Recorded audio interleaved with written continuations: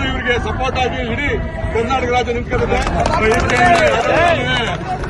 ದೇಣಿಗೆ ಸ್ವಂತ ಖರ್ಚಿನಿಂದ ಒಬ್ಬ ಸಕ್ರೇಶ್ವರ ಒಬ್ಬ ಕೆಂಪೇಗೌಡನಾಗಿ ಕೆಂಪೇಗೌಡ ಪ್ರತಿಮೆನ 24 ಲಕ್ಷದ ವೆಚ್ಚದಲ್ಲಿ